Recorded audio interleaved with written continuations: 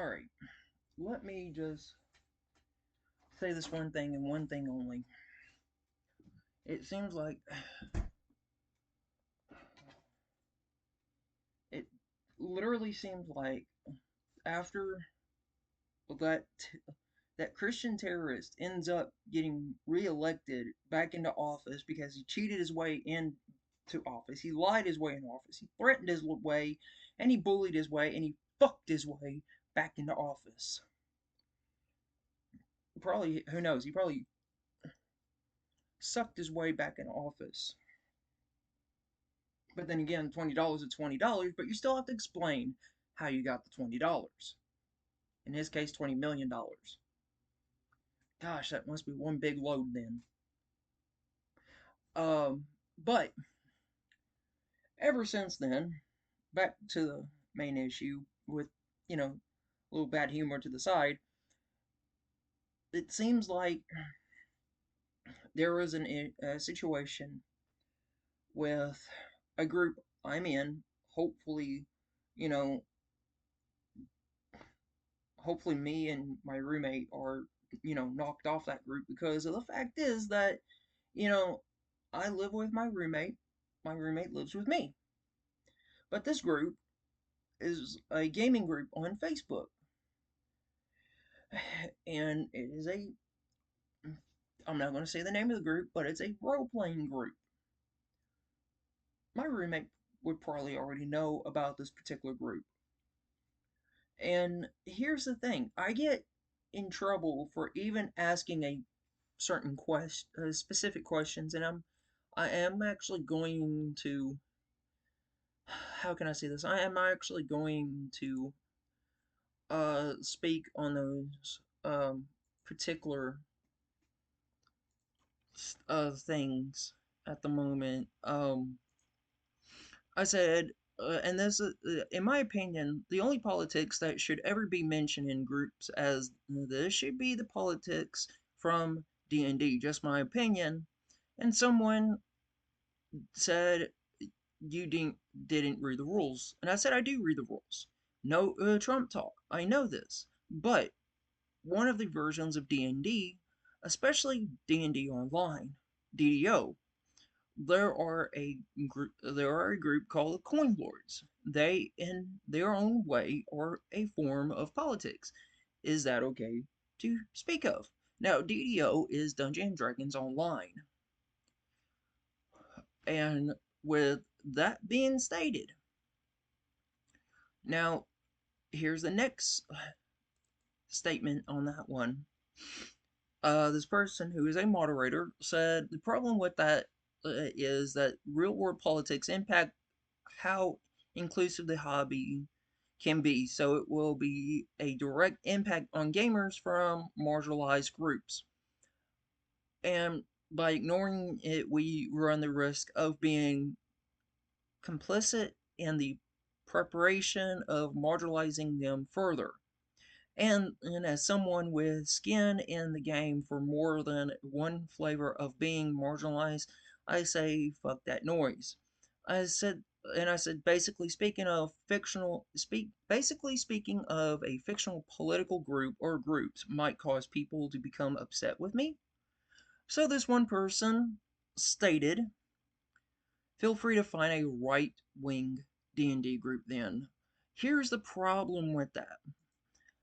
The Coin Lords are a group of people from Dungeons and Dragons Online. And I am about to literally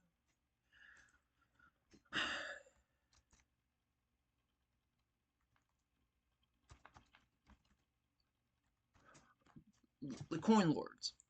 And this is from Dungeon Dragons Wiki. The Coin Lords are a group of powerful merchants and traders, and the ostensible rulers of Stormreach. That's in um,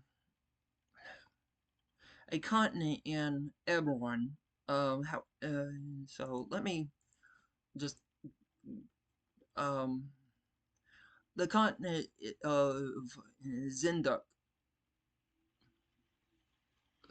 which Zenduk lies in the south of Kronovit, the primary continent of Eberron campaign setting. So let's go back to the Coin Lords. However, their power has greatly waned over time. WAND, wand over time, and many other organizations such as the Houses now rule large chunks of Stormreach, which is just beyond the Stormreach marketplace and the harbors and the docks. These powerful organizations all exist in a temporary, intense peace with one another. The Coin Lords Coin Lords representative in Stormreach is Montig Garuju, uh, Garudo. I hope I'm saying that correctly. Some of Stormreach's more visible coin lords are Benjamin Inge, no, Berrigan Edge, and Derek Gospic, who run city affairs, and the Harbor Master Zen, which, if you ever played Dungeons Dragons Online, Harbor Master Zen is right near the waterwork, is right in front of the waterworks and across the waterway from a big crack in in a wall. You'll find two Stormreach guards there on the other side, who is responsible for the docks area and the flow of goods in and out of the city. The Coin Lords are led by five family of merchants. The five heads of the houses are the most senior Coin Lords, sometimes called the Storm Lords, and these consist of Yorick, Amanatu, Gordon Wilkes, no, Graydon Wilkes, Deloria Armorin the Fourth, Varian Lassite, and Carisel Chandra. Um, Now that's just the Coin Lords. That's just small amount of situations of the Coin Lords. Um, and yet, you know, they themselves are politics in their own way, political figures in their own way, because they control what goes through in and out of Stormreach. And I will literally put this into a link into the description as well, which I will go for the Coin Lords and places, which speaks of Zinduk and everything. So this is all from what I've been reading off from DDO Wiki. So with that being stated, I'm getting in trouble for asking questions about a certain group. There are a group of merchants who have become political figures in their own way. And people say that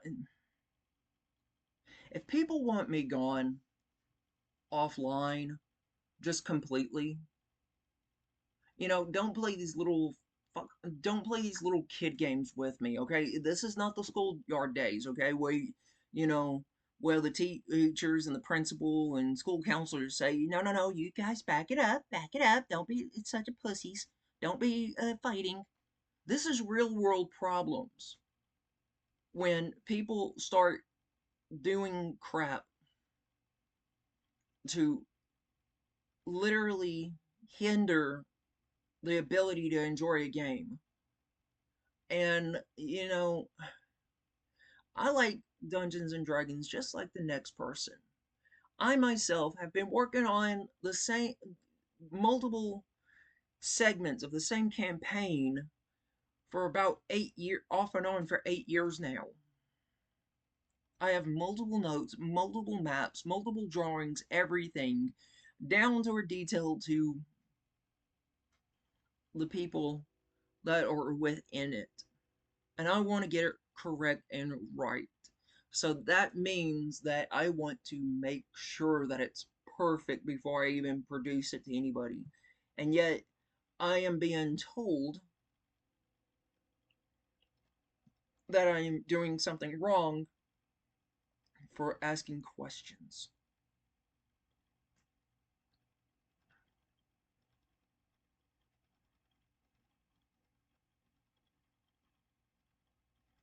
So evidently, it seems like I'm in a predicament here. Should I continue with being on the? Should me and my roommate continue being on the group, or just find a group that will accept us? That is a question that I will leave for my roommate and a handful of others. Welcome to the real world. The hunt is forever on.